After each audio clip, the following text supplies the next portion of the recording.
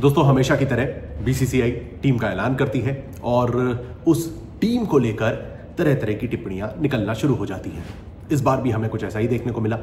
Asia cup के लिए team India का ऐलान होता है और 3 नाम ऐसे हैं जिन्होंने कल से लेकर अभी तक और आगे आने वाले कुछ दिनों तक इनफैक्ट तूल पकड़ी हुई है, जिनमें से 2 नाम ऐसे हैं जो कि टीम में शामिल नहीं है और तीसरा ऐसा है जिसे भाई साहब कटघरे में लाकर खड़ा कर दिया गया है। जी हाँ, आप समझ ही गए हैं, बात हो रही है यशस्वी जायसवाल, श्रेयस अय्यर और शुभमन गिल की। अब कहा जाता है ना कि अब पछताए होत क्या जब चिड़िया चुग गई खेत। अब हम स्टैट्स की बातें करने लग जाएं कि यार श्रेयस अय्यर ने तो 2 ऐसी टीम्स दिल्ली को फाइनल तक लेके गए, पंजाब तक को फाइनल में ले आए, केकेआर को तो भाई काफ़ी लंबे अरसे का जो सूखा था उसे ख़त्म करके ट्रॉफी तक जिताई। ऐसे खिलाड़ी को भाई आप शामिल नहीं करते हैं जिन्होंने हाल ही में भाई वर्ल्ड कप में बेहतर प्रदर्शन किया था। तो ऐसी कई सारी बातें हैं जो सामने आ जाती हैं श्रेयस अय्यर के लिए। यशस्वी जायसवाल तो भाई साहब जब से टीम में शामिल हुए हैं तब से he is one of the best. आप उन्हें कैसे चूज नहीं कर सकते हो? यहाँ पर इन 2 खिलाड़ियों के बाद बात आ जाती है कि यार शुभमन गिल कैसे सेलेक्ट हो रहे हैं। ये जो चर्चा का विषय है ये तो बना हुआ है, इसको हम आज थोड़ा साइड रखते हैं क्योंकि मुद्दा है कि भाई साहब जो हमारे सामने अब बीसीसीआई ने टीम पेश कर दी है, एशिया कप में टीम इंडिया को रिप्रेजेंट करने के लिए जिन खिलाड़ियों का चयन किया गया है उन खिलाड़ियों में से आखिर बेस्ट 11 क्या निकल सकती है। काफ़ी हद तक तो चीज़ें प्रेस कॉन्फ्रेंस में क्लियर कर दी गई थी। कुछ चीज़ों पर मैं स्टेप बाय स्टेप चलता हूं। सबसे पहले तो संजू सैमसन पे बोला गया, चूंकि शुभमन गिल आ चुके हैं और वो वाइस कैप्टन हैं और जब संजू सैमसन को टीम में लाया गया था शुभमन गिल अवेलेबल नहीं थे, तो अब वो अवेलेबल हैं तो संजू सैमसन को बाहर बैठना पड़ेगा। दूसरी चीज़, बाहर क्यों? क्योंकि जितेश शर्मा टीम इंडिया के लिए प्रायोरिटी के हिसाब से वो फर्स्ट विकेट कीपर हैं उनकी प्रायोरिटी से, तो जितेश शर्मा खेलेंगे, संजू की जगह वैसी ही साइड हो जाती है।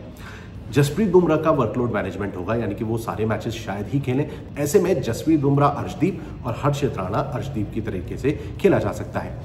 यहाँ पर कुछ बातें आ जाती हैं कि यार अर्शदीप के ऊपर भी शायद हर्षित राणा को सेलेक्ट किया जाए। कनेक्शन आप समझ ही रहे हैं कि केकेआर का है। यहाँ पर शायद जसप्रीत के साथ हर्षित राणा दिखें और जब जसप्रीत ना खेलें तब जाके अर्शदीप को मौका मिले। इस बारे में आपका क्या ओपिनियन है कमेंट्स में जरूर बताइएगा। अब तीसरी बात ये आ जाती है कि मिडिल और लोअर मिडिल ऑर्डर कैसा रहने वाला है। क्या रिंकू सिंह की जगह बनती है?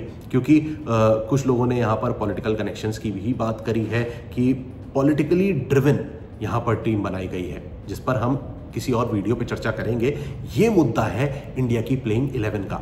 यहाँ पर दोस्तों अब अगर हम बात करें मिडिल ऑर्डर या फिर लोअर मिडिल ऑर्डर की, तो चूंकि टीम ने एक चीज साफ कर दी है कि यहाँ पर उन्हें 7वीं 8वीं लाइन तक बैटिंग के भी ऑप्शंस चाहिए, जो कि गेंदबाजी तो बेहतर होनी ही चाहिए, बैटिंग के भी विकल्प चाहिए। तो ऐसे में शिवम दुबे आ जाते हैं, अक्षर पटेल की जगह तो कोई हटा नहीं सकता है। तो लाइनअप कैसा बनता है, तो शुरुआत से शुरुआत कर लेते हैं।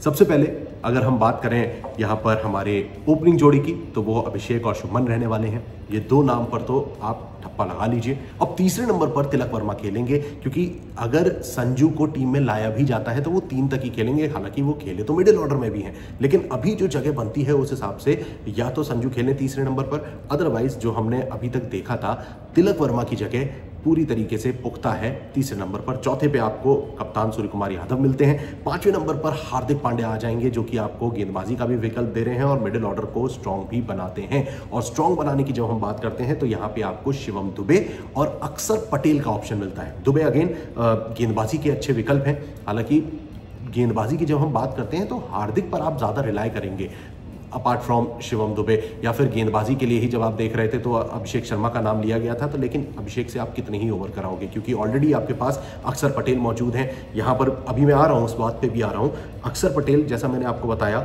यहाँ पर 7वें लाइनअप तक अक्षर पटेल आ गए। 8वें नंबर पर खुद विकेट कीपर हैं जितेश शर्मा।